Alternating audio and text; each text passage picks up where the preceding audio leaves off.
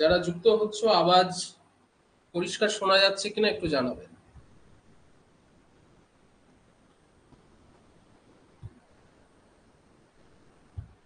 যারা যুক্ত হচ্ছ তারা আওয়াজ পরিষ্কার শুনতে পাচ্ছ কিনা একটু জানাও।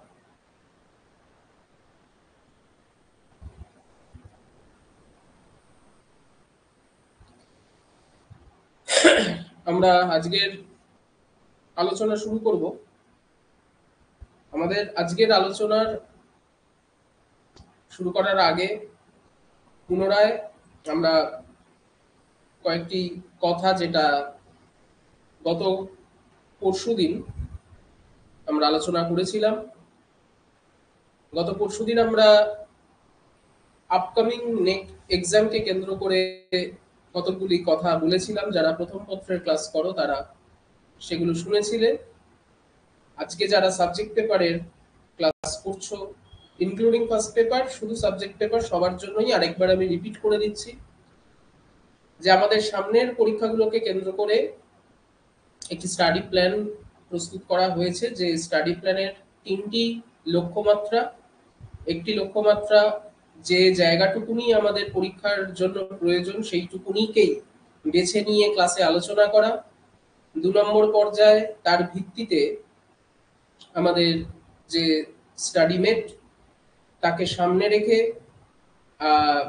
সেই বিশেষ যে স্টাডি প্ল্যান তাকে মেনটেন করে ওই জায়গাটুকুই কেবল পড়ে ফেলা, অন্য কোনো জায়গাকে আমরা এর মধ্যে ধরবো না।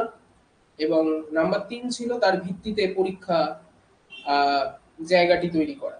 তো এই স্টাডি প্ল্যানের যে একটা স্ট্রাকচার আমি তোমাদের গ্রুপে তুলে দেবো, তার সাথে সাথে আমরা পরীক্ষার যে রুটিন বানিয়েছি সেটি তুলে দেবো। তার সঙ্গে যেগুলো হয়ে গেছে ইতিমধ্যে আমাদের আলোচনা সেগুলোকেও পরপর তুলে দিতে দিতে যাব। এই আমাদের কথা।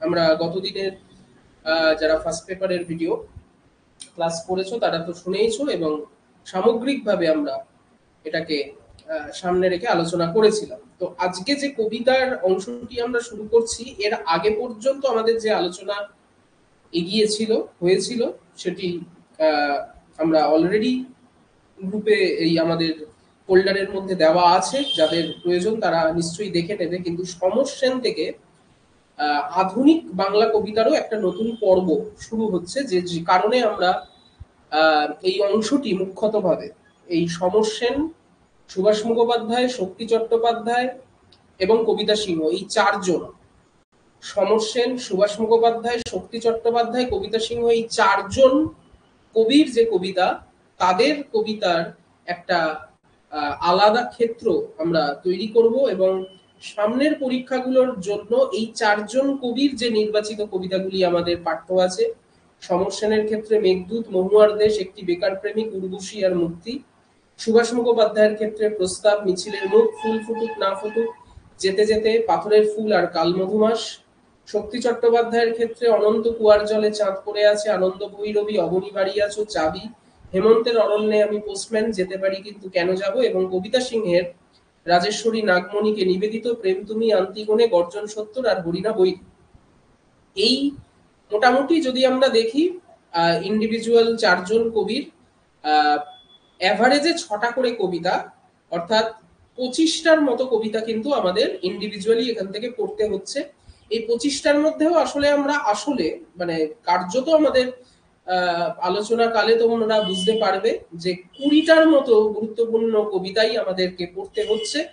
এবং এই 20টা কবিতার থেকে 3 থেকে 4টি প্রশ্ন তোমরা এক্সপেক্ট করবে। ম্যাক্সিমাম 4, মিনিমাম 2, গড়ে 3টি প্রশ্ন। এখন কবিতার যে পার্টির এর আগের আলোচনাটা আমরা অলরেডি করেছিলাম, সেখানেও আমরা দেখাতে দেখাতে গেছিলাম যে জীবনানন্দ দাশ থেকে শুরু করেছিলাম আধুনিক কবিতার যাত্রা এবং অমিয় চক্রবর্তীতে এসে থেমেছিলাম। মাঝে মাঝে কয়েকজন কবির কিছু কিছু কবিতা আমরা বাদ রেখেছি।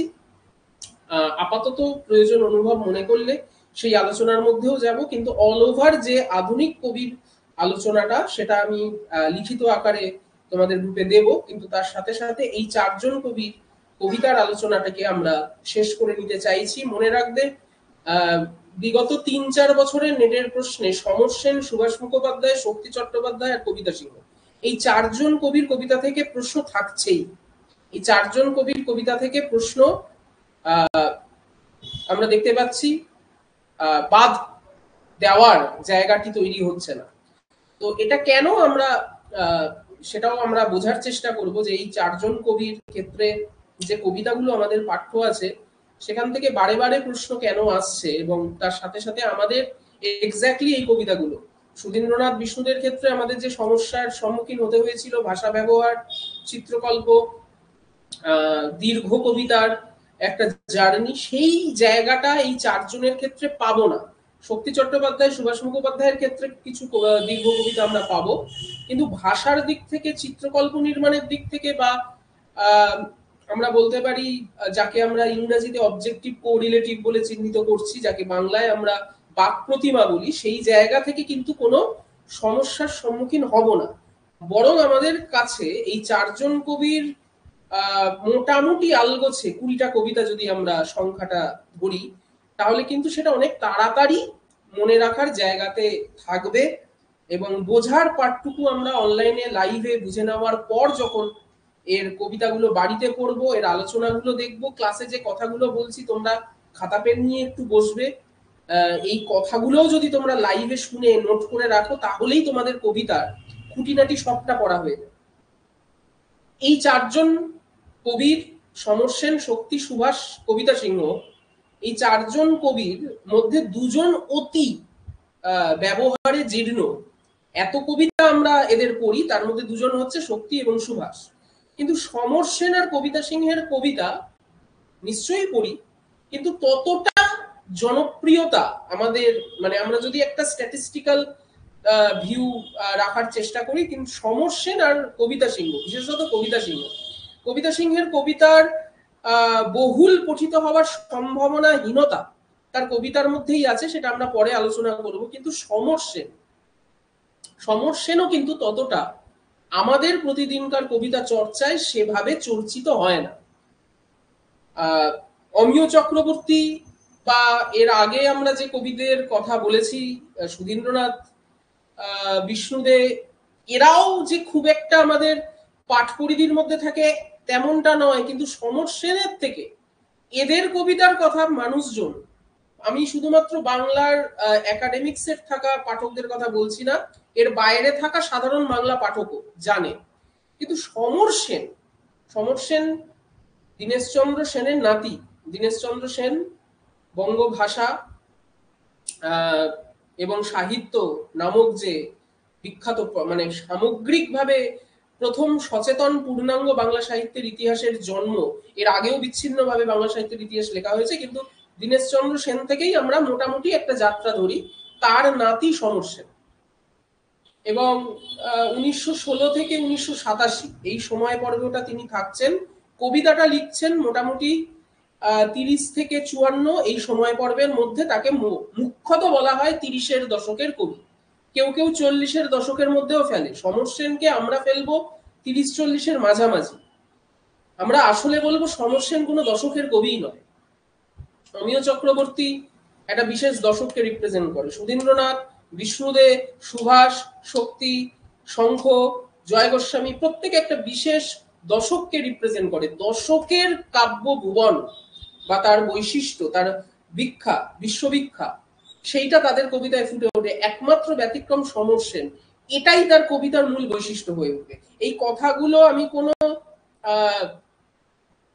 কথার মার প্যাচে বা তোমাদেরকে চমক দেওয়ার জন্য বলতে চাইছি না। এই কথাগুলোই এই কবিদের কবিতা চেনানোর একটা উপায় হয়ে উঠবে। যেভাবে এর আগে আমরা বিষ্ণুদে, সুধীন্দ্রনাথকে তাদের ইন্ডিভিজুয়াল অ্যাপ্রোচ থেকে বোঝার চেষ্টা করেছি, এদের ক্ষেত্রেও তাই হবে। কিন্তু সমর সেন আর কবিতা সিংহের ক্ষেত্রে এই ব্যাপারটা অনেকটাই প্রাথমিকভাবে তাদের কবিতাই তাদের কবিতার জনপ্রিয়তার বাধা, এইটা আমরা টের পেতে পেতে যাব। সমর সেনের কবিতায় তার কবিতার জনপ্রিয়তার পথে বাধা, এবং তাকে একটা নির্দিষ্ট দশকের কবি হিসেবে চিহ্নিত করতেও একটা দেওয়াল তুলেছে। এখন দেখো, কবিতার যে বিশ্লেষণ, সেটা তো এরকমটা হতে পারে না যে আমরা একটা বিশ্লেষণকেই মান্যতা দেব। সাহিত্যের বিশ্লেষণই তেমনটা নয়।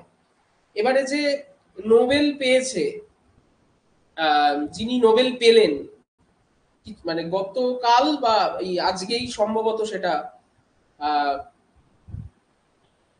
আমরা জানতে পারলাম, খবরে বলা হচ্ছিল যে সম্ভবত অমিতাভ ঘোষ তিনি রবীন্দ্রনাথের পর নোবেল পাবেন সাহিত্যে, যেটা পাননি। কেন পাননি, তিনি পেতেন কিনা, আমি সেই আহ, জায়গার মধ্যে যাচ্ছি না।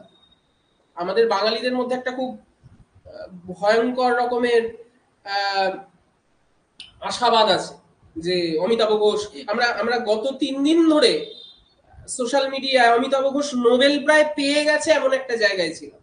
কিন্তু যিনি নোবেল পেয়েছেন তিনি হাঙ্গেরিয়ান একজন লেখক, গদ্যকার, লাজলো ক্রানজো, এর উচ্চারণটা আমার কাছে এখনো পরিষ্কার নয়, লাজলো ক্রানজাওয়ার্স্কি বা লাজলো ক্রানজাওরকি, এরকম একটা উচ্চারণ।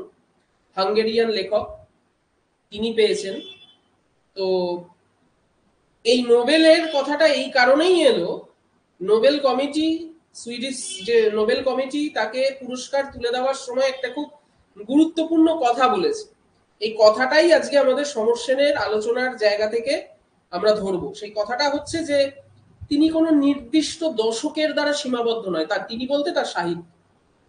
হাঙ্গেরিয়ান যে লেখক এবারে নোবেল পেলেন 2025-এর সাহিত্যে, তার লেখা কোনো বিশেষ নির্দিষ্ট দশক দ্বারা আক্রান্ত নয়। খুব গুরুত্বপূর্ণ কথা। এই কথাটার মধ্যে আসলে সাহিত্যের যে লক্ষণটিকে ধরার চেষ্টা করার জায়গা তৈরি হয়েছে। আমি জানি না সুইডিশ মানে কমিটিতে যারা বিচারক তারা এটা সম্পর্কে কতটা সচেতন, আমি তাদের নামও জানি না এবারে কারা বিচারক ছিলেন। আমি ধরে নিচ্ছি তারা এই জায়গা থেকেই এই ব্যাপারটা, এই কমেন্টটা করেছেন। সেটা হচ্ছে সাহিত্যকে কোনো কিছুর মধ্যে বেঁধে রাখা যাবে না, একটা দশক দিয়ে তো বেঁধে রাখা যাবেই না। তাকে তুমি যদি কোনো এক ব্যক্তির ইন্ডিভিজুয়াল ট্যালেন্টের পার্সপেক্টিভেও বিচার করতে যাও, সেটাও সাহিত্য নয়। এই কথাটাই এলিয়ট তার বিখ্যাত প্রবন্ধ individual talent, tradition and the individual talent গদ্যতে বলে দিয়ে গেছেন আমাদের কাছে। কিন্তু মজার কথা হলো, এই কথাগুলো সমর সেনের কবিতা পড়তে গিয়ে আমাদের কেন খেলা করতে হচ্ছে মাথায়। এর সব থেকে বড় দুটো কারণ, যে এর আগে যতজন কবি পড়েছি এবং এরপর যাদের কথা পড়ব, তারা প্রত্যেকেই তাদের কবিতার মধ্যে একটা দশককে রিপ্রেজেন্ট করেছেন সচেতনভাবে। তারা প্রত্যেকেই, মানে ধরা যাক 30-এর দশকের কি বৈশিষ্ট্য আমরা আলোচনাকালে বলেছিলাম, সেটা হচ্ছে এক অদ্ভুত রকমের অস্তিত্বহীনতা, যার প্রথম সচেতন শুরু জীবনানন্দ থেকে আমরা টের পেতে শুরু করি। কিন্তু 30-এর দশকের আগে তার কাঠামোগত চেহারাটা আমাদের কাছে পরিষ্কার হচ্ছিল না। সুধীন্দ্রনাথ, বিষ্ণুদে, অমিয় চক্রবর্তী এরা যখন এলেন, তারা কাঠামোটাকে ধরার খুব চেষ্টা করলেন। এরপর 40-এর দশকে শক্তি সুভাষেরা সেই কাঠামোকে কেন্দ্র করেই একটা রাজনৈতিক লড়াই এই বিচ্ছিন্নতার বিরুদ্ধে তৈরি করবেন, সেটা 40-এর দশকের কবির বৈশিষ্ট্য। 50-এর দশকে এসে দেশ স্বাধীন হবে, কিন্তু এই স্বাধীনতার ফলে আমাদের যে বলগাহীন আবেগ, সেটা কবিতার ক্ষতি করছে, সাহিত্যের ক্ষতি করছে, সেইটা হবে 50-এর দশকের কবিতার বৈশিষ্ট্য। অর্থাৎ প্রত্যেকটা দশক একটা নির্দিষ্ট বৈশিষ্ট্যকে রিফ্লেক্ট করতে করতে যাবে। এবং এটা শুধুমাত্র বাংলা সাহিত্যের ক্ষেত্রে নয়, পৃথিবীর যে কোনো সাহিত্যের ক্ষেত্রে ধ্রুব সত্য। কিন্তু এর বাইরে যারা থেকে যায়, যাদেরকে কোনো দশকের মধ্যে ধরা যায় না, যাদেরকে কোনো একটা নির্দিষ্ট কালের গণ্ডিতে তাদের সাহিত্যকে বিচার করা যায় না, যেমন এবারে যিনি নোবেল পেয়েছেন বলা হচ্ছে তার সাহিত্য নাকি তেমনই, আমি তার একটা লেখাও পড়িনি। ফেসবুকে ইতিমধ্যে কিছু বোদ্ধাদের দল তার লেখা নিয়ে রিভিউ করতে শুরু করে দিয়েছিলেন, করছেন বড় বড় রিভিউ। আমার খুব সন্দেহ তারাও এর লেখা পড়েছেন কিনা। কিন্তু যদি পড়ি কখনো, তাহলে আমি বুঝতে পারবো যে এই কথাটির সারবত্তা কতটা। কিন্তু সমর সেন আমরা পড়েছি, আমরা হয়তো যিনি নোবেল পেয়েছেন তার লেখা এখন পড়বো, এর আগে কোনোদিন নামই শুনিনি, আমিও শুনিনি। এটা স্বীকার করতে আমাদের বাধে। আমাদের বাঙালির ইন্টেলেকচুয়ালিজম প্রচন্ডভাবে হিপোক্রিট, প্রচন্ডভাবে একটা হিপোক্রেসিকে মান্যতা দেয়। কিন্তু সমর সেন আমরা মোটামুটি প্রায় কম বেশি পড়েছি, বিশেষত যারা বাংলা একাডেমিশিয়ানের মধ্যে থাকি তারা পড়েছি, তারা জানি যে তিনি যে ঐতিহ্যটা গড়ে উঠেছিল বাংলা কবিতায় রবীন্দ্রনাথকে কেন্দ্র করে, এবং তার সমসময়ের যে বাংলা আধুনিক কবিতার ঐতিহ্য গড়ে উঠছে, অর্থাৎ তার কন্টেম্পোরারি কবিরা বিষ্ণুদেব, সুধীন্দ্রনাথ, অমিয় চক্রবর্তী, এরা তাদের দ্বারা আক্রান্ত হচ্ছেন, তাদেরকে নিয়েই বড় হচ্ছেন, কিন্তু বারবার ছিটকে যাচ্ছেন ওই নির্দিষ্ট দশকের আলোচনা থেকে। বারবার ছিটকে যাচ্ছে তার কবিতা ওই একটা নির্দিষ্ট দশকের পরিধি থেকে। ছিটকে গিয়ে কি করছেন? সমর সেনের কবিতা কেন তার সমসাময়িক কবিদের থেকে আলাদা হলো? না হলে আধুনিক কবি বলতেই আমরা যাদেরকে বুঝি, তাহলে সমর সেনকে তাদের গোত্রেই ফেলে দিলে আমাদের লেটা চুকে যেত, আমাদের অনেক কাজটা ইজি হয়ে যেত, কিন্তু সেটা হবে না। সমর সেনের কবিতা যে কারণে দশক বিচ্ছিন্ন কবিতা, সেই কারণেই তার কবিতার যে ইন্ডিভিজুয়াল বৈশিষ্ট্য সেটাও গ্রো করেছে, এবং সেটা সব পাঠকদের জন্য সমানভাবে নয়। বেশ কিছু ক্ষেত্রেই পাঠকের যে অভিযোগ বিষ্ণুদেব সুধীন্দ্রনাথের কবিতার ক্ষেত্রে ছিল দুর্বোধ্যতা, সেই অভিযোগ সমর সেনের ক্ষেত্রে দেখা যায় যে তিনি ভীষণ ফ্লাকচুয়েটিভ, তিনি বারবার ছিটকে ছিটকে যেতে চান। এই ছিটকে যাওয়ার প্রবণতাই তার কবিতার মূল জায়গা। ছিটকে যাচ্ছেন কোথায়, আর কি থেকেই বা ছিটকে যাচ্ছেন, এই দুটো কথা আমরা আগে বলে নেব, তারপর সরাসরি তার কবিতায় চলে যাব।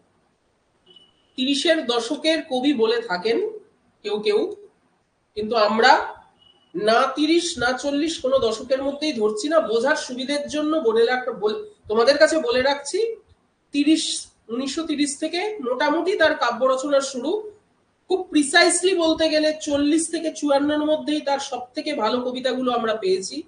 সেই জায়গা থেকে আবার 40-এর দশকের কবিও কেউ কেউ বলে থাকেন।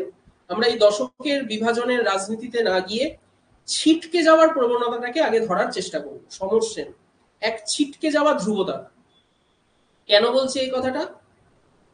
যে অস্তিত্বহীনতার জন্ম বাংলা আধুনিক কবিতার প্রধানতম প্রাণকেন্দ্র হিসাবে ফ্লারিশ করেছিল, যে ছিটকে যাওয়ার মানে আমি যে বিচ্ছিন্নতার কথা বলবো, সেটা এক ধরনের আইডেন্টিটি ক্রাইসিস। এই কথাগুলো এর আগে আমরা বহুবার বলেছি, জীবনানন্দ দাশের কবিতার আলোচনার সূত্র থেকে বারবার বলতে বলতে আসছি, এই কথাগুলো এখনো সেটা প্রযোজ্য হবে।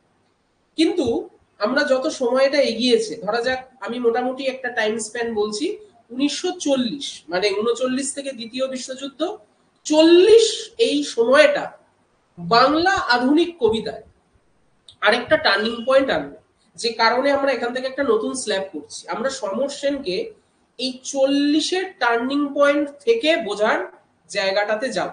তোমাদের শুনে মনে হতে পারে তাহলে তো 40 মানে একটা দশকই হলো। আমি কোনো দশকের আলোচনা এখানে করছি না, আমি 40টাকে একটা টার্নিং পয়েন্ট বলছি। 1940, 1920 থেকে 30, 30 থেকে 40, 40 থেকে একটা টার্নিং পয়েন্ট, কোনো দশকের টার্নিং পয়েন্ট নয়, একটা মানসিকতার বদল আমরা দেখতে পাবো। সেটা শুধু সমর সেনের মধ্যে নয়, সামগ্রিকভাবে দেখতে পাবো রাজনীতি, অর্থনীতি, সমাজনীতি এবং সাহিত্যে, চারটি দিকেই। কি ধরনের টার্নিং পয়েন্ট? প্রথম বিশ্বযুদ্ধের ক্ষেত্রে আমাদের যে বোধের উৎপত্তি হয়েছিল, ক্রমশ আমরা তার মধ্য দিয়ে যেতে যেতে নানা ধরনের স্বদেশী আন্দোলন, নানা ধরনের রাজনৈতিক আন্দোলন পেরিয়ে যখন আমরা দ্বিতীয় বিশ্বযুদ্ধের দোরগোড়ায় এসে দাঁড়ালাম, তখন আমরা বুঝতে শিখলাম মানুষের আলটিমেট পরিণতি হচ্ছে যুদ্ধ। মানুষের আলটিমেট পরিণতি, সে তুমি যতই আদর্শের বাণী, যতই প্রাণ, যতই প্রেম, যতই বিপ্লব, সমস্ত কিছুর কথা সাহিত্যে বলো, রাজনীতিতে বলো, সমাজে বলো, আলটিমেট পরিণতি মানে এটাকে স্বয়ং রবীন্দ্রনাথও এড়াতে পারবেন না। যে সভ্যতার সংকটকে তিনি তার জীবন সায়ান্নে চোখে আঙুল দিয়ে দেখিয়ে দিয়ে গেছেন, সেই সংকটটাই আলটিমেট পরিণতি। মানে মানুষ শেষ পর্যন্ত যুদ্ধ করবে। এখন যুদ্ধ কেন করবে? এক ধরনের যুদ্ধ হচ্ছে আমার আছে তারপরেও আমি আরো বেশি চাই, আরেক ধরনের যুদ্ধ হচ্ছে যতটুকুনি আছে তার অধিকারটাকে বজায় রাখার জন্য চাই। এই দুই ধরনের যুদ্ধই দ্বিতীয় বিশ্বযুদ্ধ আমাদের সামনে নিয়ে এলো। আমরা দেখতে পেলাম এই যুদ্ধটা প্রথম বিশ্বযুদ্ধের থেকে আলাদা কোথায় কোথায়। প্রথমত, এটা কেবল সাম্রাজ্যবাদীদের যুদ্ধ নয়, বরং যারা সাম্রাজ্যবাদী হিসেবে ডিক্টেটর হিসেবে হিটলার, মুসোলিনি, তোজো বিভিন্ন ক্ষেত্রে এম্পেরিয়ালিজমকে মান্যতা দিচ্ছিল গোটা পৃথিবী জুড়ে, তাদের বিরুদ্ধে একজোট হয়ে কিছু দেশের লড়াই। অবশ্যই সেই দেশগুলোতে যারা অংশগ্রহণ করেছিল তারা সব প্রথম বিশ্বের দেশ, আমেরিকা, ব্রিটেন, রাশিয়া। কিন্তু মজার ব্যাপার হচ্ছে এই দ্বিতীয় বিশ্বযুদ্ধেই এমন কিছু কিছু থার্ড ওয়ার্ল্ড কান্ট্রির দেশরা টেক পার্ট করবে যারা প্রথম বিশ্বযুদ্ধে করেই, এবং অনেক দেশ নতুন ভাবে স্বাধীনতা অর্জন করবে। এই স্বাধীনতা অর্জনের সময় পর্বটি দ্বিতীয় বিশ্বযুদ্ধে গোটা পৃথিবীর ইতিহাসে একটা খুব সিগনিফিকেন্ট টার্নিং পয়েন্ট, যার ফলে গোটা বিশ্বের সমাজনীতি, অর্থনীতি, শিক্ষা, সাহিত্যে একটা পালাবদলের সূচনা হলো। সেই পালাবদলটা হলো যুদ্ধ করেই টিকে থাকা। যুদ্ধই শেষ পরিণতি। সে তুমি তোমার জীবনে ব্যক্তিগত অস্তিত্বকে টিকিয়ে রাখার জন্য থাকো, বা তুমি তোমার একটা ইনস্টিটিউশন বা রাষ্ট্রের জায়গা থেকে তোমার নিজের অধিকারকে সুরক্ষিত রাখো, যুদ্ধই শেষ কথা। ইউনাইটেড নেশনস তৈরি হয়েছিল প্রথম বিশ্বযুদ্ধের পর যুদ্ধ আটকানোর লক্ষ্যে। দ্বিতীয় বিশ্বযুদ্ধের পর ইউনাইটেড নেশনের লক্ষ্য হলো যুদ্ধকে আটকানো নয়, বরং সেই দেশগুলোকে স্বনির্ভর করা যুদ্ধের জন্য যদি তাদের উপর আক্রমণ আসে। এই কথাগুলো খাতায় কলমে বলা হলো না, এই কথাগুলো সাহিত্যের মধ্যে, রাজনীতির মধ্যে, সমাজনীতির মধ্যে প্র্যাকটিস করা হলো। অর্থাৎ পৃথিবীতে এই সময় থেকেই সাহিত্যের মধ্যে যে পালাবদলটি এলো সেটা হলো একটা অ্যান্টি রোম্যান্টিসিজম। ক্লাসিসিজমকে যখন কাউন্টার করে রোম্যান্টিসিজম এসেছিল, সেটা একটা আধুনিক বাকবদল, টার্নিং পয়েন্ট। ওয়ার্ডসওয়ার্থ, কোলরিজ যারা ক্লাসিসিজমের রিজিডিটিকে ভেঙে দিয়েছিল রোম্যান্টিসিজমকে, দীর্ঘকাল ধরে সেই রোম্যান্টিসিজমকে বহন করে আধুনিক কবিতায় ক্লান্তি, হতাশা, অস্তিত্বের সংকট নিয়ে এলো একটা নতুন পালাবদল। এই পালাবদলেরই চূড়ান্ত একটা অবস্থান 40-এর এই সময় পর্বে আমরা দেখতে পেলাম, যেখানে এই আধুনিকতা আরেকটা নতুন ন্যারেটিভ তৈরি করলো যে কোনো এই ছদ্ম রোম্যান্টিসিজম বলো বা হতাশা, ক্লান্তি বলো, তার থেকেও বেশি প্রয়োজনীয় হচ্ছে নিজের অধিকারের লক্ষ্যে এই টিকে থাকার যুদ্ধ। গোটা বিশ্ব সাহিত্যের ক্ষেত্রে এই টিকে থাকার লড়াই, এই যুদ্ধ, সেটা যে কোনো ফর্মেই হোক, সেটা একটা নির্দিষ্ট রাজনৈতিক ফর্মে হতে পারে, সেটা একটা নির্দিষ্ট সমাজতন্ত্র মার্ক্সবাদকে কেন্দ্র করে হতে পারে, what ever it may be. সবটাই মার্ক্সবাদ কেন্দ্রিক নয়, কিন্তু মার্ক্সবাদ একটা মুখ্যত ভূমিকা পালন করেছিল আমরা দেখতে পাই। মার্ক্সিজম একটা একটা মুখ্য কেন্দ্র হয়ে উঠেছিল আমরা দেখতে পাই।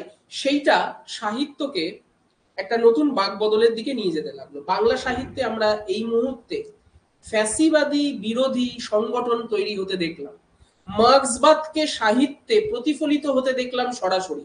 এর আগে বিষ্ণুদেও কিন্তু মার্ক্সবাদ, সুধীন্দ্রনাথের মধ্যেও মার্ক্সিজমের প্রভাব পড়েছে, কিন্তু সেটা সরাসরি নয়। সমর সেন তার কবিতা এই বাকবদলের সাক্ষী রেখে 40 পরবর্তী সময় থেকে প্রাথমিকভাবে এই লড়াই, টিকে থাকা, যুদ্ধ আর মার্ক্সবাদকেই গ্রহণ করলো তার কবিতার যাপন। এইটা হলো তার প্রাথমিক একটা কেন্দ্র। অচিরেই এই কেন্দ্রটা থেকে তার কবিতা ছিটকে যাবে সরাসরি নাগরিক ক্লান্তির একটা নতুন রূপের উন্মোচনে, যে রূপ আমরা জীবনানন্দের কবিতায় পাবো না, যে রূপ আমরা বিষ্ণুদেব, সুধীন্দ্রনাথ, অমিয় চক্রবর্তীর কবিতাতেও পাবো না। কি বললাম কথাটা? প্রাথমিকভাবে সমর সেন এই 40-এর সাহিত্যের মানসিকতার পালাবদলকে কেন্দ্র করে তৈরি করবে এক কাউন্টার ন্যারেটিভ কবিতার মাধ্যমে, অ্যান্টি রোম্যান্টিসিজম। কোন ধরনের ন্যাকামো, প্রেম, ভালোবাসা, রাস্তায় নেমে বিপ্লবের মোহচ্ছন্নতা তার কবিতাকে গ্রাস করবে না, কিন্তু এটাই তার একমাত্র কবিতার পরিণতি হবে না। এখান থেকে ছিটকে তিনি পুনরায় পৌঁছে যাবেন আবার যে আলোচনার বৃত্তে, সেইটা হবে এক ধরনের অদ্ভুত নাগরিক চৈতন্য। আবার সেই নাগরিক চৈতন্যটাও পাল্টে তিনি ফিরে আসবেন একেবারে সাধারণ মানুষের কথায়। সমর সেনের কবিতা হয়ে উঠবে একটা নাগরদোলা। এটা জীবনানন্দ কথিত ওই হায়েচিলের লুপ নয়। নাগরদোলা কিন্তু কোনো লুপ নয়। নাগরদোলা যেটা মূল বৈশিষ্ট্য, সেটা একবার ওঠায় একবার নামায়, জীবন চক্রের মতো। লুপ হচ্ছে জীবনানন্দ, যে একই জিনিসকে বারবার করে যাচ্ছি, একই জিনিসকে বারবার প্র্যাকটিস করে যাচ্ছি। সমর সেনের কবিতা এরকম কোনো লুপ তৈরি করবে না, কিন্তু একটা চলন, একটা সার্কুলার মোশন তার কবিতায় আমরা পাবো। একটা নতুন ক্ষেত্র তৈরি হয়ে আবার তার থেকে ছিটকে গিয়ে আবার তার বৃত্তে প্রবেশ করা, যে কারণে আমরা তার কোনো কবিতাকেই একটা নির্দিষ্ট বলয়ের মধ্যে আটকাতে পারবো না। সমর সেন একটা ভার্সেটাইল কবি হয়ে উঠবেন 40-এর পরবর্তী সময় থেকে, কোনো দশককে রিপ্রেজেন্ট না করে। সমর সেন হয়ে উঠবেন এমন এক কাউন্টার রোম্যান্টিসিজমের বক্তা, যিনি অচিরেই আবার পুনরায় প্রেমের একটা অবস্থানে ফিরে আসবেন, কিন্তু সেই প্রেম আর 5টা কোট আনকোট কোনো বাংলা কবিতার প্রেমের আদর্শকে তুলে ধরবেন। আবার তিনি ফিরে যাবেন কোনো এক ব্যর্থ প্রেমিকের উন্মোচনের ইতিহাসে, সেখান থেকে আবার মুক্তির পথ খুঁজবেন। এই ক্রমাগত নাগরদোলার চলন হয়ে উঠবে সমর সেনের কবিতা। তার কবিতায় ক্লান্তি আছে ভরপুর, তার কবিতায় প্রেম আছে ভরপুর, তার কবিতায় রোম্যান্টিসিজমের বানিয়ে তোলা ছদ্ম জগতের প্রতি আক্রমণ আছে ভরপুর, যার থেকে পরবর্তীকালে সুভাষ মুখোপাধ্যায় অনেকটাই প্রভাবিত হয়েছেন, মানে স্বীকার না করলেও আমরা বুঝতে পারি। এই সামগ্রিক একটা, যেন তিনি একটা ক্লাস্টার তৈরি করলেন, যেখান থেকে পরবর্তীকালে অন্যান্য 40-এর দশক এবং 50-এর দশকের আধুনিক কবিরা নিজেদের মতো একটা বৃত্ত বেছে নিয়ে তার কবিতা লেখা শুরু করলেন। সমর সেন হয়ে উঠলেন একটা ক্লাস্টার, যেভাবে জীবনানন্দ দাশ হয়েছিলেন একটা ক্লাস্টার। জীবনানন্দ দাশ প্রথম সচেতনভাবে বিচ্ছিন্নতার সংজ্ঞা কবিতার মধ্য দিয়ে আমাদেরকে ধরানোর চেষ্টা করলেন। সমর সেন হবেন এই পর্যায়ের একটা ক্লাস্টার। এই কথাগুলো শুনতে খুব থিওরিটিক্যাল লাগতে পারে, যে কথাগুলো এতক্ষণ ধরে পরপর বলতে বলতে গেলাম, সেগুলো শুনতে ভীষণ একটা খুব দার্শনিক বোধ তৈরি করতে পারে, কিন্তু সেটা ততক্ষণ পর্যন্ত কোনো কাজে দেবে না যতক্ষণ না আমরা তার কবিতার মধ্যে যাব। আমি সরাসরি একটু যে কথাগুলো এতক্ষণ বললাম তার কবিতাগুলোকে সামনে রেখে, অবশ্যই নেটের প্রশ্নের উপযোগী অবস্থানকে সামনে রেখে আমরা একবার ধরে নেওয়ার চেষ্টা করব। আবারও বলছি, এই কবিতাগুলো কিন্তু অত্যন্ত তাড়াতাড়ি তোমাদের তৈরি হয়ে যাবে, এবং তার সাথে সাথে এই কবিতাগুলোর থেকে প্রশ্ন যথেচ্ছ পরিমাণে তোমরা পাবে, এবং উত্তর দিতেও অসুবিধা হওয়ার কথা নয়। আমরা চলে যাচ্ছি তার প্রথম কবিতা আমাদের আজকের আলোচনার, মেঘদূত। মেঘদূত এই কবিতার নামটা উচ্চারণের সাথে সাথেই আমাদের চোখের সামনে, যে তোমরা স্ক্রিনে আশা করি মেঘদূত কবিতাটা দেখতে পাচ্ছ, আমি আরেকটু বড় করে দিলাম। আমাদের এই কথাটা বলার সাথে সাথেই যে মূল বক্তব্যটা উঠে আসবে সেটা হচ্ছে যে এই মেঘদূত আমাদের বাংলা কাব্য সাহিত্যের প্রায় ওতপ্রোতভাবে জড়িত একটা প্রচন্ড স্ট্রং ইমোশন। মেঘদূত কোনো কাব্যের নাম নয়।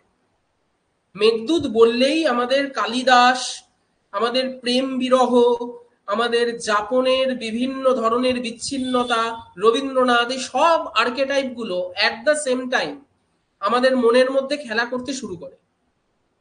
সমর সেন রবীন্দ্রনাথের বানিয়ে তোলা সেই মেঘদূতের জগৎ আর কালিদাসের প্রাচীনকালে নির্মিত সেই মেঘদূতের জগৎকে এই 40-এর টার্নিং পয়েন্টে দাঁড়িয়ে একবার যাপন করতে চেয়েছেন, এবং শুধু যাপন করে ক্ষান্ত হননি, তার মধ্যেকার মূল নির্যাসটুকুকে তার কবিতার ভুবন দিয়ে পাঠকের সামনে তুলে ধরতে চেয়েছেন, যেখানে এতক্ষণ ধরে তার কবিতার সম্পর্কে বলা কথাগুলোকে আমরা প্রতিফলিত হতে দেখব। কেমন? পাশের ঘরে। আর মেঘদূতের গল্প আমরা প্রত্যেকেই জানি। মেঘদূত বলতে আমাদের আলাদা করে আর কিছু বলতে হয় না।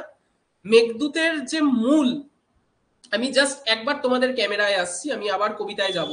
তোমাদের কাছে একটা ছোট্ট প্রশ্ন করছি, মূল কবিতার আলোচনায় যাওয়ার আগে একটা ছোট্ট প্রশ্ন তোমাদের সামনে রাখছি। সেটা হচ্ছে মেঘদূতের মূল সাহিত্যিক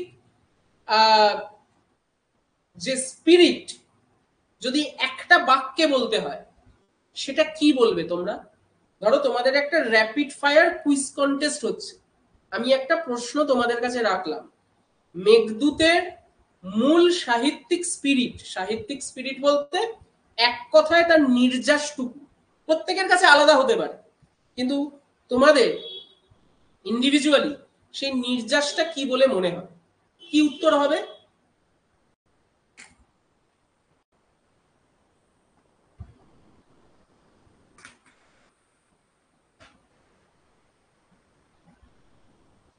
যা মনে হয়।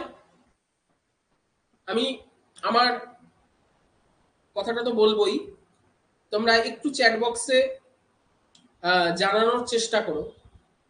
প্রত্যেকের কাছে একটাই নির্যাস হবে এমনটার কোনো বাধ্যবাধকতা নেই, আলাদা আলাদা নির্যাস হতেই পারে।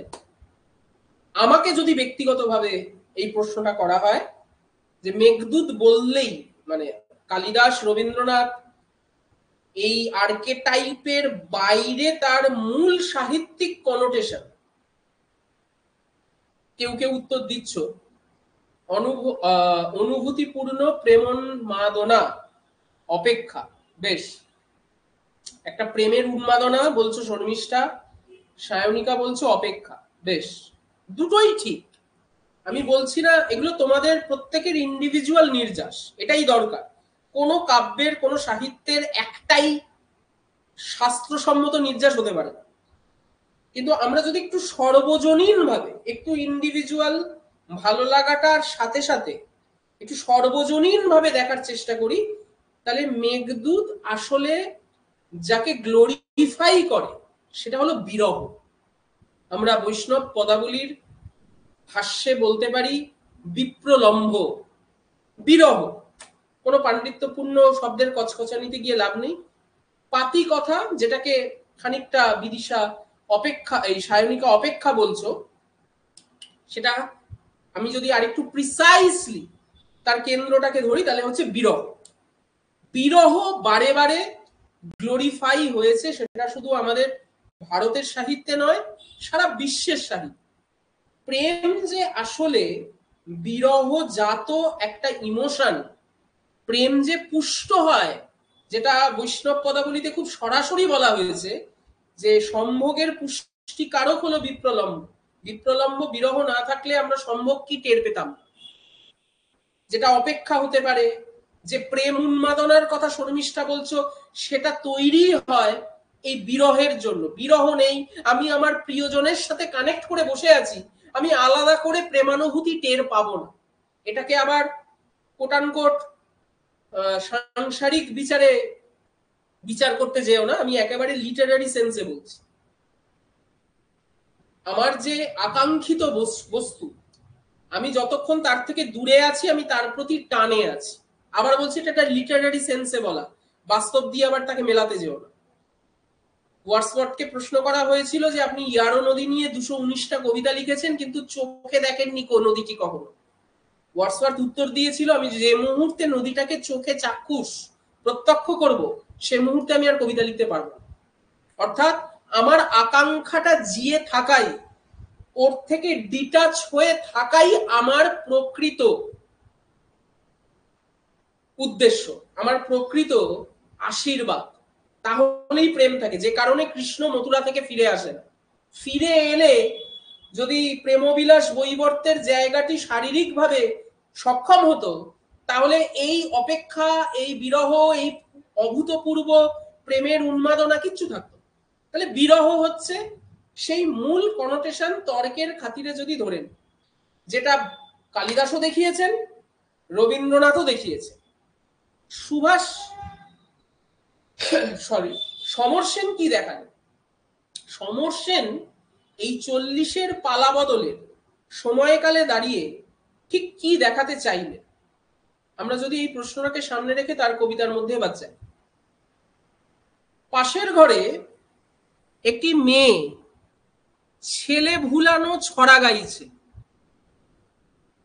সে ক্লান্ত সুর ঝরে যাওয়া পাতার মতন হাওয়ায় ভাসছে, আর মাঝে মাঝে আগুন জ্বলছে অন্ধকার আকাশের বনে। আমি আস্তে আস্তে ধীরে ধীরে তার প্রত্যেকটা শব্দকে একটু তোমাদেরকে ফোকাসলি মাথায় নেওয়ার আবেদন জানাবো। সমর সেনের কবিতার প্রত্যেকটা শব্দ এক একটা কবিতা। সমর সেনের এক একটা শব্দই এক একটা কবিতা হতে পারে, এবং এটা আমরা খুব তাড়াতাড়ি হড়হড় করে মুখস্থের মতো পড়ছি না। এর আগের কবিতাগুলোর ক্ষেত্রে আমরা তাই করেছি। এই শুধু প্রথম স্তবকটা যদি আমরা দেখি, আরেকবার পড়ছি। পাশের ঘরে একটি মেয়ে ছেলে ভুলানো ছড়া গাইছে, সে ক্লান্ত সুর ঝরে যাওয়া পাতার মতো হাওয়ায় ভাসছে, আর মাঝে মাঝে আগুন জ্বলছে অন্ধকার আকাশের বনে। জাস্ট এই স্তবকটার আমি মেঘদূতের মূল নির্যাস, মেঘদূতের মূল সাহিত্যিক স্পিরিটকে সরিয়ে রেখে কেবলমাত্র কবি সমর সেনের মেঘদূত কবিতার প্রথম স্তবকের স্পিরিটটা যদি জিজ্ঞেস করি, তাহলে এই প্রথম স্তবকেই তোমাদের কাছে কোন জায়গাটা সব থেকে বেশি নজর কাটছে? প্রত্যেকের কাছে সেটা আলাদা হতেই পারে। আমি একটাই উত্তর তোমাদের কাছ থেকে প্রত্যাশা করছি না, প্রত্যেকের কাছে আলাদা হতে পারে।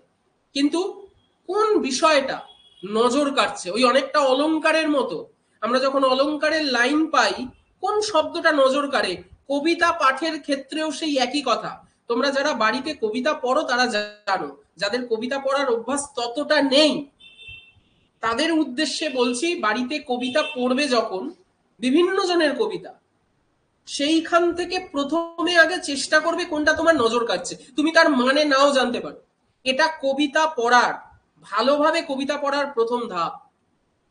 কোন জায়গাটা নজর কাটছে তোমাদের? কেউ কেউ উত্তর দিয়েছো মেয়ে ছেলে ভুলানো ছড়া, ক্লান্ত সুর ছেলে ভুলানো ছড়া। তাহলে দুজন বলেছো ছেলে ভুলানো ছড়া, একজন বলছো ক্লান্ত সুর। বেশ, কবিতাটিতে আমি আরেকবার যাই। ছেলে ভুলানো ছড়া, সুষমাও তাই বলছো। একটি মেয়ে ছেলে ভুলানো ছড়া, অবশ্যই ছেলে ভুলানো ছড়া আমাদের নজর কাড়বে, অবশ্যই ক্লান্ত সুরও আমাদের নজর কাড়বে, আরো বেশি করে নজর কাড়বে আগুন। বেসিক্যালি তিনটে মূল, আমরা ওই যখন কাব্যতত্ত্বতে সংলক্ষক্রম ধ্বনির শ্রেণী বিভাগ যারা আমার ক্লাস করেছো, লেকচারটা শুনেছো, জানো যে সিঁড়ির মতো বাচ্চার্থগুলো ব্যঞ্জনায় যাওয়ার এক একটা স্টেপ তৈরি করে, এও যেন তাই। মেঘদূত বলতেই যে প্রেমের মহাকাব্য আমার মাথার মধ্যে খেলা করতে শুরু করত, সেটাই দ্বিতীয় লাইনে ভেঙে দিয়েছেন সমর সেন ছেলে ভুলানো ছড়া শব্দের ব্যবহারে। আমার মেঘদূত নামটি মনে পড়লেই যে প্রেমের বলগাহীন আবেগ খেলা করতে পারত, তাকেই তৃতীয় লাইনে ভেঙে দিয়েছেন ক্লান্ত সুরের মূর্ছনায়। আমার মেঘদূত বললেই যে প্রেমের মিলন চিরাচরিত বিরহ যাপন কে নিয়ে আমি বিলাসিতা করতে পারতাম, তাকে কবি সমর সেন ভেঙে দিয়েছেন পঞ্চম লাইনের আগুন শব্দের মধ্য দিয়ে। এই তিনটে শব্দই নির্মাণ করেছে প্রথম স্তবকের কবিতা যাপন, যা 40-এর সময়ে দাঁড়িয়ে লেখা কবি সমর সেনের একেবারে নিজস্ব যাপন। এই মেঘদূত এখন কবি সমর সেনকে আলাদা করে ছেলে ভুলানো ছড়া ব্যতীত নতুন কোনো সুরের মূর্ছনায় নিয়ে যায় না, বরং তিনি ক্লান্ত হন। এই মেঘদূত এখন আর নতুন করে কোনো প্রেমের আবহ মানতা তৈরি করে না, বরং একটা রাগের বহিঃপ্রকাশ, একটা ফ্রাস্ট্রেশন, একটা অ্যান্টি রোম্যান্টিসিজমের বিদ্রোহ তৈরি করে দেয় অন্ধকার আকাশের বনে। এই অন্ধকার আকাশের বন আমাদের মন বা চিত্ত, এই অন্ধকার আকাশের বন আমাদের মানসিকতা, এই অন্ধকার আকাশের বন আমাদের বর্তমান স্ট্যাটাস কিউ। খেয়াল করতে পারছো নিশ্চয়ই সকলে? মাঝে মাঝে আগুন জ্বলে মানে এই মাঝে মাঝেটা কিছুদিন পরই ধারাবাহিকভাবে আগুন জ্বালানোর অবস্থান তৈরি করবে। দেখো, মেঘদূতের মধ্যে একটা বৃষ্টির কনোটেশনও ছিল না? মেঘদূত নিয়ে রবীন্দ্রনাথ যতবার স্মৃতিচারণ করেছেন ততবার বৃষ্টির বাইরের বর্ষার ওই টুপটাপ একটা অদ্ভুত রকমের রোম্যান্টিসিজম কাজ করেছে। বৃষ্টি বললেই বাঙালিদের কাছে বৃষ্টি আরেকটা ভীষণ পেনপেনানি রোম্যান্টিসিজমের বাক প্রতিমা। এখন অবশ্য সেটা বর্তমান রাষ্ট্র সরকারের বদান্যতায় আমরা কতটা বলতে পারবো জানি না। বৃষ্টি কি এখন আর সেই রোম্যান্টিসিজমের জায়গায় আছে? এখন বৃষ্টি মানে বানভাসি, এখন বৃষ্টি মানে কুকুরের সাথে মানুষের দেহ ভেসে যাওয়া। ফলত বৃষ্টির কনোটেশন সাহিত্যিকভাবে অনেকদিন আগেই বাঙালি রোম্যান্টিসিজমের মন থেকে মুছতে শুরু করেছিল। তাও কিছু কিছু কতিপয় কবি বাজারি কবিতা ধরার লক্ষ্যে তাকে মন খারাপের সাথে জুড়ে রাখতে চেষ্টা করেছে, কিন্তু এখন বর্তমান সামাজিক পরিস্থিতি তার বিরুদ্ধাচারণ যতটা করেছে, এখন বৃষ্টি দেখলে আমাদের আর ভালো লাগে না। ওই ক্লান্ত সুরের কথাই চারপাশের বৃষ্টি দেখে বারবার মনে হয়। কিন্তু মেঘদূতের সাথে যে বৃষ্টির রোম্যান্টিসিজম, তাকেও সমর সেন এই কবিতার দ্বিতীয় স্তবকে ভেঙে দিচ্ছেন। অদ্ভুত। দেখো, যে বৃষ্টির সাথে মেঘদূতের বিরহের কান্না জড়িয়ে তাকে যুক্ত করে দিলেন বন্যার সাথে, যে বানভাসী বন্যা। যে বৃষ্টি আমাদের সাহিত্যিক রোম্যান্টিসিজমের যাপনের খিদে মেটানোর একটা মাধ্যম ছিল, তাই হয়ে উঠেছে এখন বৃষ্টির আগে ঝড়, বৃষ্টির পরে বন্যা। বর্ষাকালে অনেক দেশে যখন অজস্র জলে ঘরবাড়ি ভাঙবে, ভাসবে মুখ পশু ও মুখর মানুষ। আচ্ছা, এই লাইনগুলো এখন আমরা কতটা নিজেদেরকে কানেক্ট করতে পারি বলতো? এই লাইনগুলো দেখে কেউ বলবে যে এটা আজ থেকে ৮০ বছর আগে লেখা একটা কবিতার লাইন? ৮০-৯০ বছর আগে এই লাইনগুলো সমর সেন লিখে গেছেন, বা তারও আগে রবীন্দ্রনাথ, বা তারও আগে অন্য কেউ বলে গেছেন। এটাই কালজয়ী সাহিত্যের লক্ষণ, যেটা তুমি প্রতিকালে, কোনো একটা নির্দিষ্ট দশকে নয়, সময়ের পাকচক্রে যে কোনো সময়ে যদি তুমি সেই সাহিত্যের লাইন ব্যবহার করতে পারো, তাহলেই জানবে সেই সাহিত্য কালজয়ী।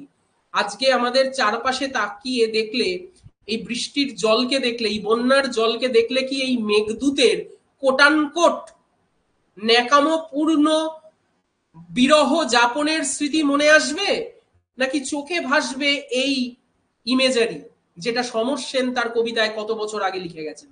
অনেক দেশে যখন অজস্র জলে ঘরবাড়ি ভাঙবে, ভাসবে মুখ পশু ও মুখর মানুষ, শহরের রাস্তায় যখন সদল বলে গাইবে দুর্ভিক্ষের স্বেচ্ছাসেবক, তোমার মনে তখন মিলনের বিলাস। কাকে ঠুকলেন কবি? আমি যদি তোমাদের দ্বিতীয় একটা প্রশ্ন করি, এই তোমার বলতে এই তুমিটা কে? এখানে তুমি বলতে, আমি একটু তোমাদের ক্যামেরায় আসি, এখানে তুমি বলতে কাকে বোঝানো হয়েছে? কে? এই তোমার বিলাসিতা কার বিলাসিতা? এই তুমি কে? কবি নিজেও। এই তুমি আসলে একটা ড্রামাটিক মনোলগ। এই তুমি আসলে কবিরই ভিতরে থাকা একটা সত্তা।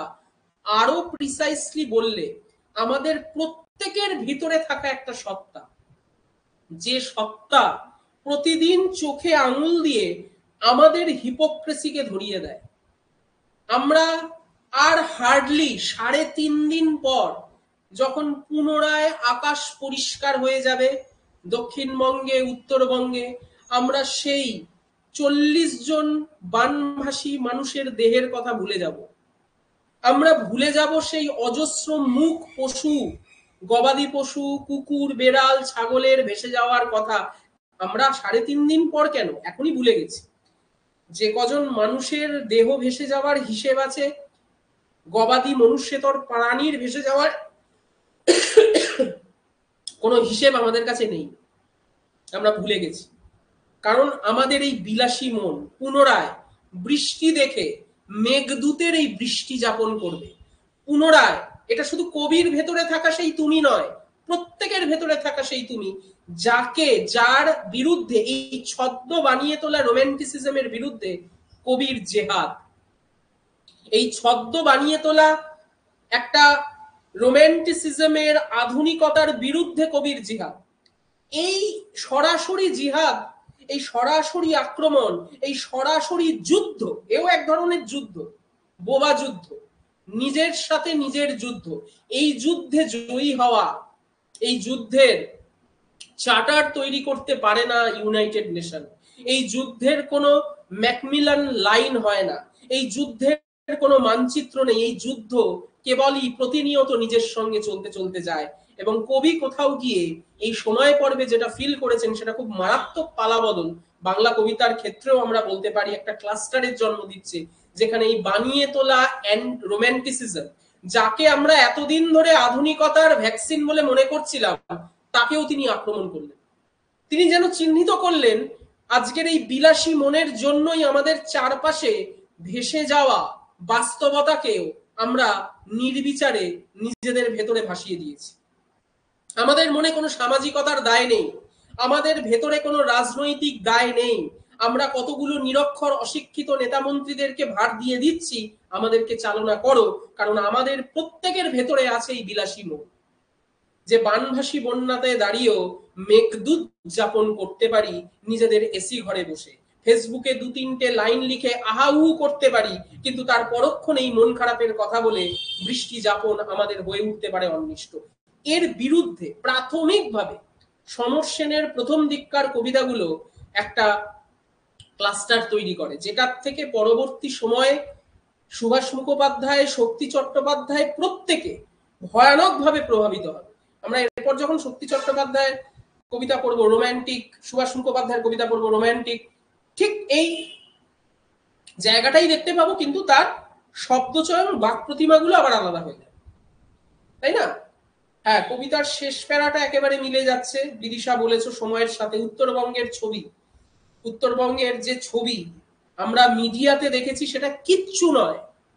ভয়ানক ভাবে ধ্বংস হয়েছে উত্তরবঙ্গের বিস্তীর্ণ অঞ্চল, যাকে আমরা ওই মানে এর সঙ্গে তো নানা রকম রাজনৈতিক, সামাজিক এবং আমাদেরই অফবিট জায়গায় যাওয়ার, আমরা বলি না দার্জিলিং গেলে অফবিট জায়গায় যাব।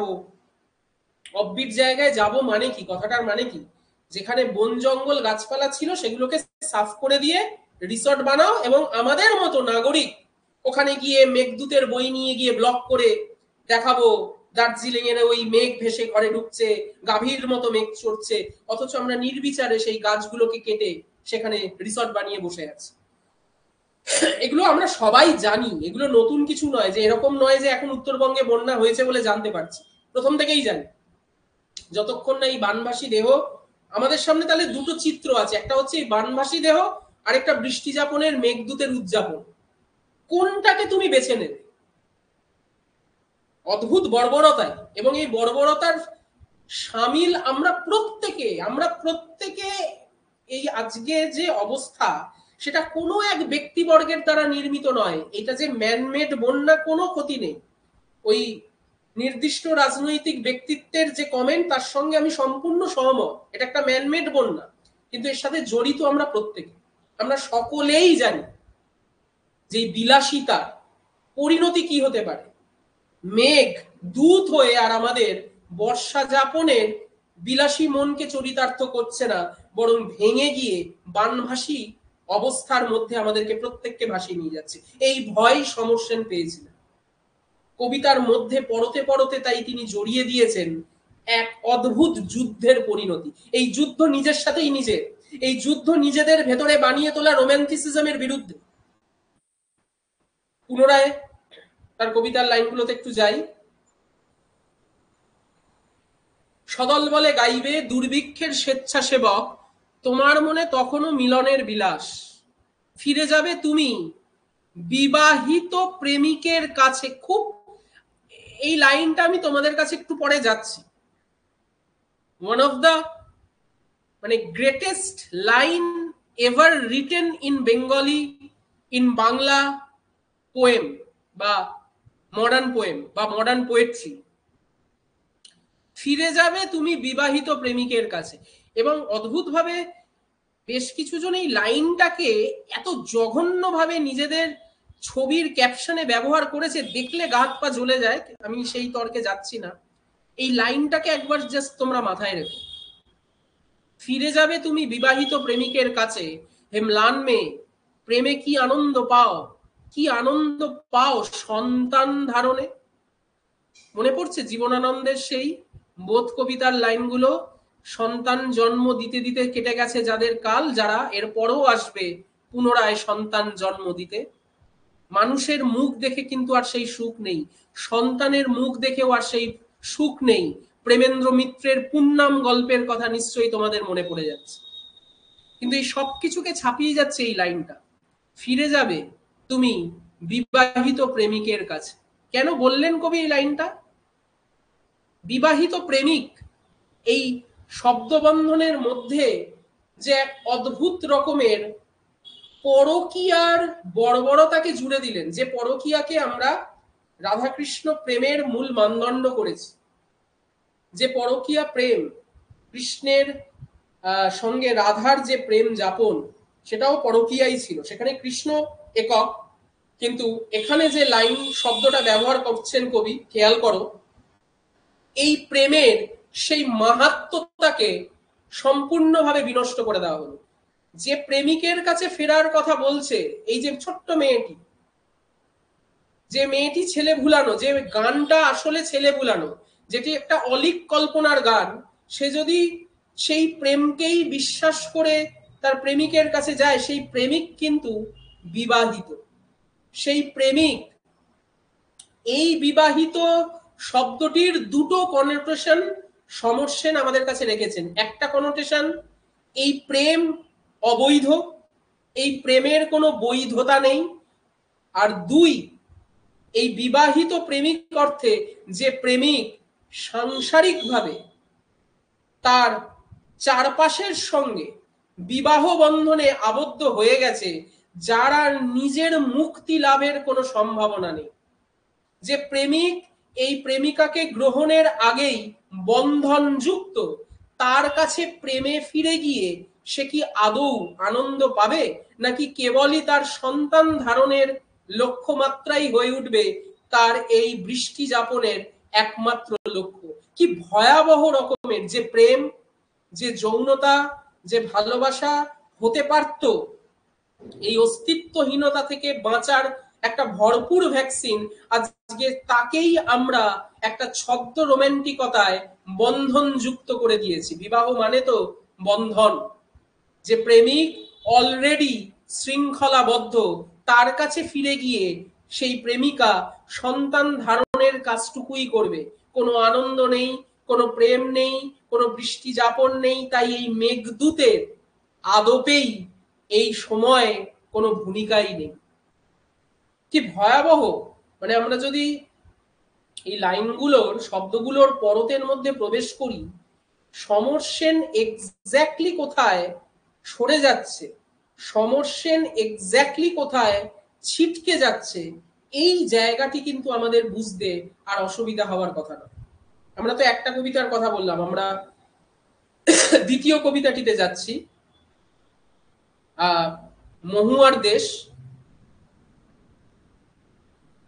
আশা করি এই মেঘদূতের যে আলোচনা আমরা রাখলাম, যে শব্দগুলো নিয়ে আলোচনা করলাম, খুব একটা অসুবিধা তোমাদের হয়নি। কোনো প্রশ্ন থাকলে সরাসরি জানাবো। আমরা মহুয়ার দেশ কবিতাটিতে একবার যাব।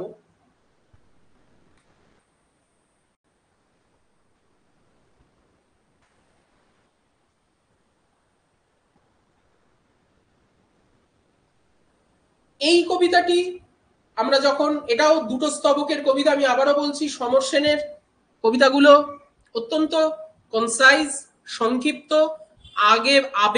আবেগের বানভাসী ওই অবস্থানটি তার কবিতার বৈশিষ্ট্য একেবারেই নয়, তাই খুব কম কথাতে তিনি অনেক কিছু বলে দিতে পারেন।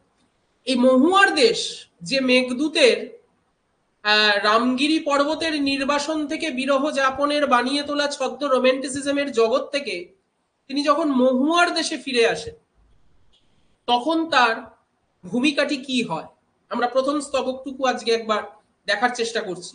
মাঝে মাঝে সন্ধ্যার জলস্রোতে অলস সূর্য দেয় এঁকে গলিত সোনার মতো উজ্জ্বল আলোর স্তম্ভ। মাঝে মাঝে সন্ধ্যার জলস্রোতে অলস সূর্য দেয় এঁকে গলিত সোনার মতো উজ্জ্বল আলোর স্তম্ভ। যারা অলংকারের ক্লাস করেছো তারা এই অলংকারটির নাম আশা করি বলতে পারবে, তাই তো? আর আগুন লাগে জলের অন্ধকারে ধূসর ফেনায়, আবার আগুন খেয়াল করব, জলস্রোত খেয়াল করব, অলস সূর্য খেয়াল করব, সেই উজ্জ্বল স্তব্ধতার ধোঁয়ার বঙ্কিম নিঃশ্বাস ঘুরে ফিরে ঘরে আসে শীতের দুঃস্বপ্নের মতো। অনেক অনেক দূরে আছে মেঘ মদির মহুয়ার দেশ, সমস্তক্ষণ যেখানে পথের দুধারে ছায়া ফেলে দেবদারুর দীর্ঘ রহস্য আর দূর সমুদ্রের দীর্ঘশ্বাস রাত্রের নির্জন নিঃসঙ্গতাকে আলোড়িত করে। আমার ক্লান্তির উপরে ঝরুক মহুয়া ফুল, নামুক মহুয়ার গন্ধ।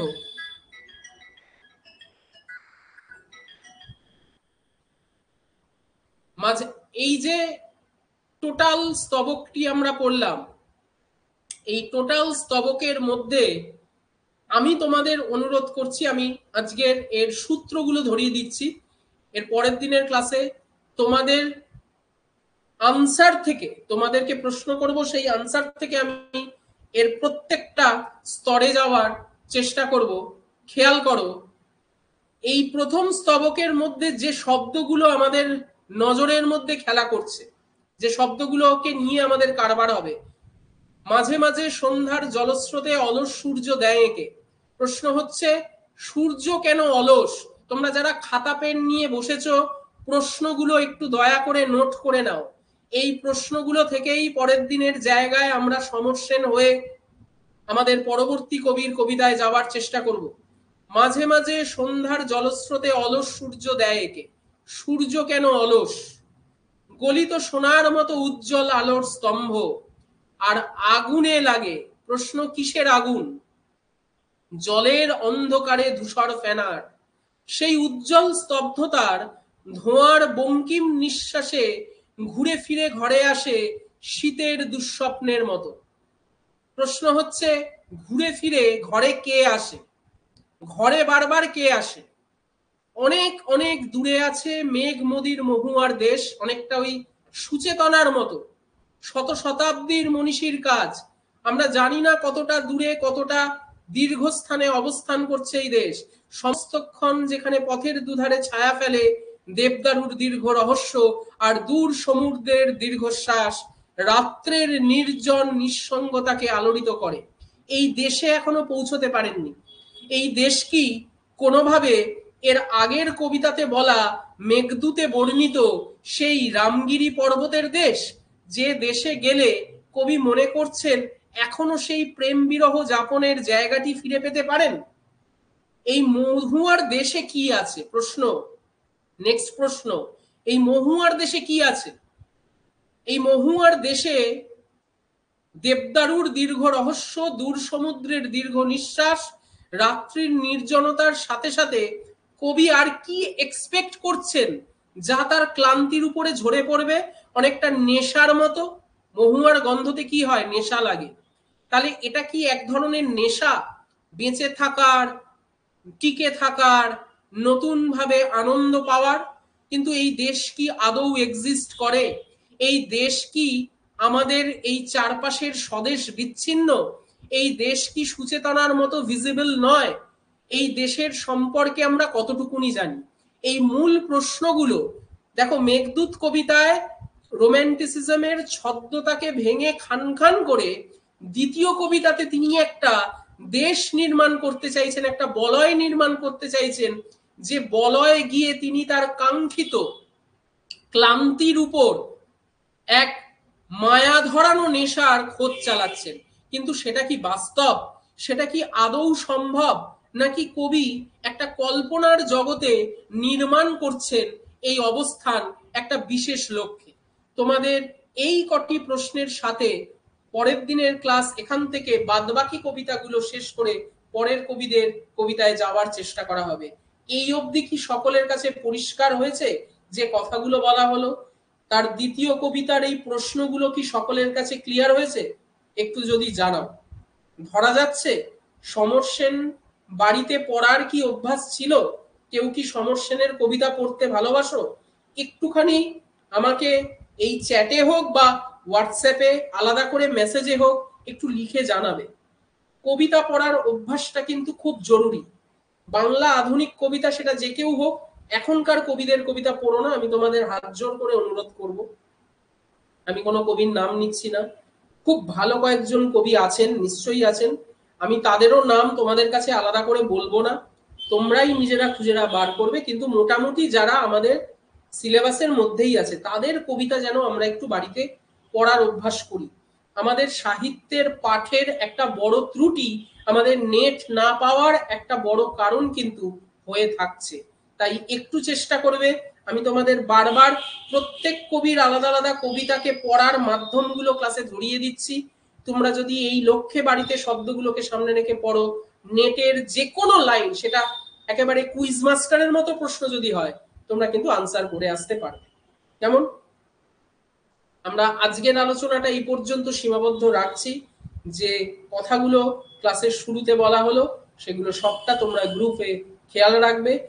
আরেকটা আমাদের মাস্টার গ্রুপ হচ্ছে, সেখানে প্রত্যেক রেগুলার স্টুডেন্ট যারা সিরিয়াসলি আপকামিং নেটগুলোকে কেন্দ্র করে পড়াশোনা এগিয়ে নিয়ে যাচ্ছ, তাদের জন্য এই গ্রুপটি খোলা হচ্ছে। সেই গ্রুপে সকলকে যুক্ত করে নেওয়া হবে এবং সমস্ত ব্যাচ গ্রুপে ইনস্ট্রাকশনগুলো তুলে দিতে দিতে যাওয়া হবে। আজ এই পর্যন্ত থাকছে।